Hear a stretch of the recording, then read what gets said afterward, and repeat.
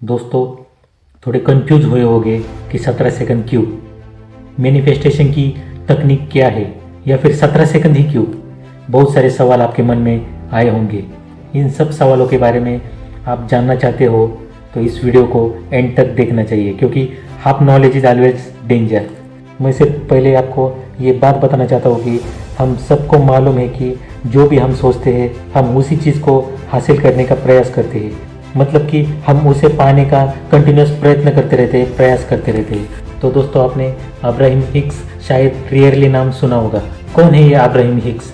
उन्होंने ही ये 17 सेकंड वाली तकनीक के बारे में बोला था और उन्होंने 17 सेकंड मैनिफेस्टेशन मेथड ये नाम दिया था। क्या वाकई ये 17 सेकंड वाली मेथड काम करती है? क्या इस 17 सेकंड मैनिफेस्टेशन मेथड की सहायता से हम जीवन में सब कुछ प्राप्त कर सकते हैं जिसकी हम आकांक्षा रखते हैं?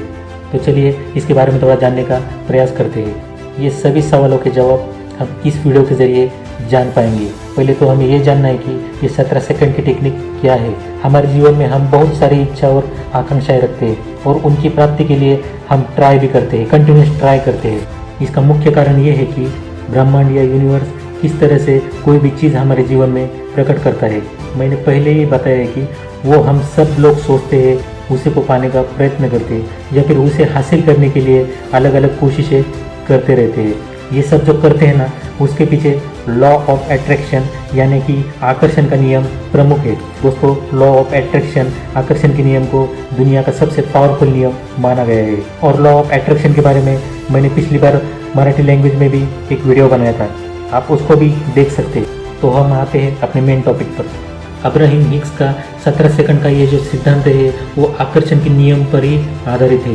ये तकनीक आप अपने निगेटिव विचारों के लिए ट्राई करेंगे तो आप उसमें सफल हो सकते हैं।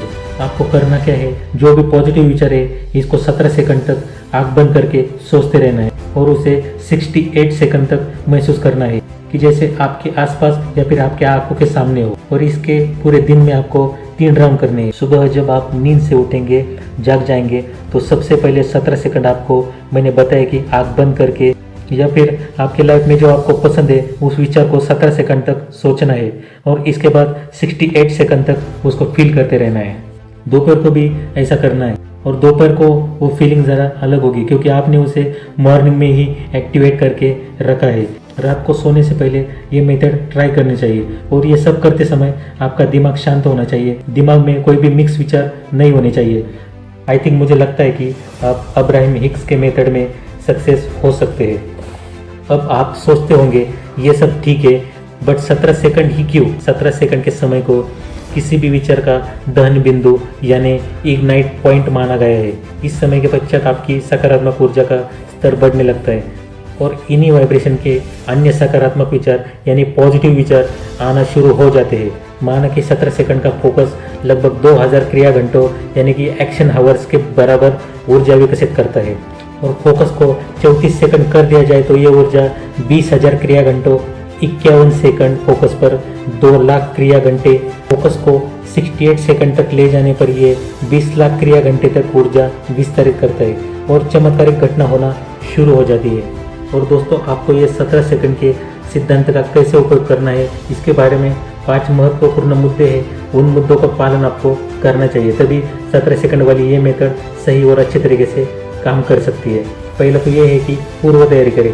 इसमें आपको क्या करना है कि किसी भी एकांत स्थान जहाँ भी हो आपके मन में पॉजिटिव एनर्जी का विचार फील करते रहना है। अगर आप फुल्ली टेंशन से इस प्रक्रिया को आजमाने लगते हैं तो इस पर पानी फिर जाएगा, यानी कि कोई असर नहीं होगा। दूसरा जो मुद्दा है, निर्णय लेके आपको क्या प्राप्त करना है। हमें जो भी लाइफ में चाहिए होता है जीवन में उसी के पीछे भागते हैं। हमें क्या प्राप्त करना है पहले सोच लेना चाहिए कि आपको क्या प्राप्त करना है। इसके बावजूद आपको ध्यान रखना है कि आपकी इच्छा या चाहत एकदम क्लियर और विशिष्ट होनी चाहिए। बहुत सारे लोग इस तकनीक में फेल हो जाते हैं क्योंकि उनके मन में एक से ज़्यादा इच्छाएं होती है। दोस्तों हमें कोई भी चीज़ चाहिए तो उसके बारे में पहले कॉन्सेंट्रेशन चाहिए, कॉन्सेंट्रेट करना चाहिए, क्योंकि कॉन्सेंट्रेशन से इच्छा स्ट्रांग होती है। तीसरा मुद्दा है इच्छित विचार पर फोकस करें। जब आप निश्चित कर ले कि आपको क्या प्राप्त करना है तो अपनी घड़ी या अपने स्मार्टफोन में 17 सेकंड का टाइमर लगाएं।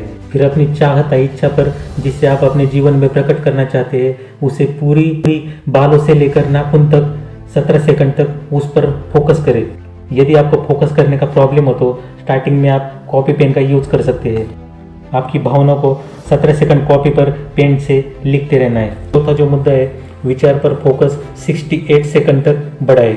जब हम किसी भी विचार पर 17 सेकंड तक ध्यान केंद्रित करने में सक्सेस हो जाते हैं तो ब्रह्मांड हमें उसी वाइब्रेशन का एक अन्य पॉजिटिव विचार भेजता है। उस पर भी 17 सेकंड तक फोकस करना है। इस प्रकार एक के बाद समान कंपन के 4 विचारों पर टोटली 68 सेकंड तक ध्यान केंद्रित करना है। अब्राहम के अनुसार यदि हम ऐसा करने में सफल हो जाते हैं तो इच्छा वास्तविकता में यानी कि रियलिटी में बदलना शुरू हो जाती है और इसे 68 मैनिफेस्टेशन भी कहा जाता है। और लास्ट में जो पॉइंट आता है वो सबसे महत्वपूर्ण पॉइंट है, वो है अंत में विचार को जाने दे। इस लास्ट वाले मुद्दे को बहुत ही इम्पोर्टेंट क्यों माना गया है, तो 17 सेकंड तक ध्यान केंद्रित की प्रोसेस पूर्ण होने के बाद उस विचार को छोड़ देना चाहिए, क्योंकि यदि ये विचार हमारे दिमाग में नहीं निकाला, दिमाग में उसके अपोजिट विचार आने की संभावना होती है और उस विचार के बारे में शंका या डाउट आने शुरू हो जाते हैं। ऐसे में इस प्रक्रिया का तहस नहस होना या बर्बाद होना निश्चित है। इसलिए प्रोसेस पूर्ण होने के बाद तुरंत आपको कुछ भी ऐसा नहीं जो आपके दिमाग में उस विचार का कोई भी दूर दूर तक रिश्ता नहीं आना चाहिए। आप एक्सरसाइज या शारीरिक काम कर सकते हैं। आई होप दोस्तों आपको ये वीडियो बहुत अच्छी लगी होगी। वीडियो अच्छी लगी हो तो लाइक कीजिए और ऐसे ही पावरफुल वीडियो देखने के लिए चैनल को सब्सक्राइब करना मत भूलिए। मैं दीपक जब तक मिलता हूँ आपको नेक्स्ट वीडियो में। Stay happy, be motivate. जय हिंद।